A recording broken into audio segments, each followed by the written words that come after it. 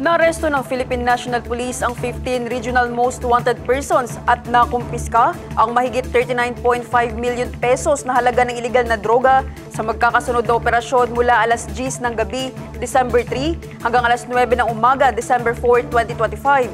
Ang blotter sa report. Ang mga naaresto ay nahaharap sa kasong rape, murder, statutory rape, sexual assault, reckless imprudence resulting in homicide, at paglabag sa RA 9165 at RA 10591. Ang operasyon ay kinasa sa Pasay City, Laguna, Negros Occidental, Cebu City, Oriental Mindoro, Rizal, Quezon, Tarlac, Misamis Oriental, Sultan Kudarat, Cavite at Dinagat Islands. Karamihan sa mga naaresto ay kabilang sa regional most wanted at may non-bailable na kaso na nagpapakita ng mataas na risk profile ng mga suspect. Sa Cebu City, naaresto ang isang high-value individual sa buy-bust operation at nakumpiska ang mahigit 110 grams ng suspected shabu na tinatayang nagkakalaga ng 749,360 pesos.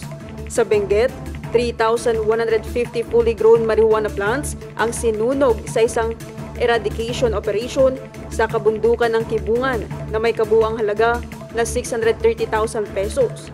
Isa sa pinakamalaking operasyon ay sa Camarines Norte, kung saan nahuli ang 3 HVI sa buy-bust sa Daet na nagresulta sa pagkakasamsam ng humigit kumulang 3 kilo ng suspected shabu na tinatayang nagkakalaga ng 20.4 million pesos.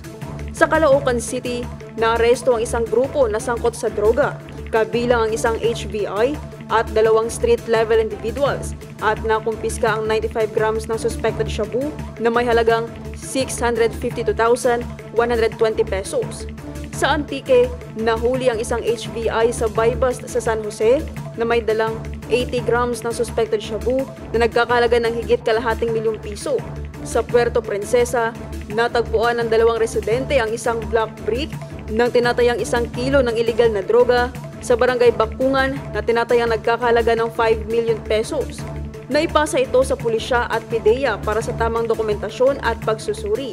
Sa Tacloban City, nahuli ang isang HVI na may dalang 1.7 kilos ng shabu sa barangay Kabalawan na nagkakalaga ng 11.5 million pesos na nakapagpahina sa supply chain ng Eastern Visayas.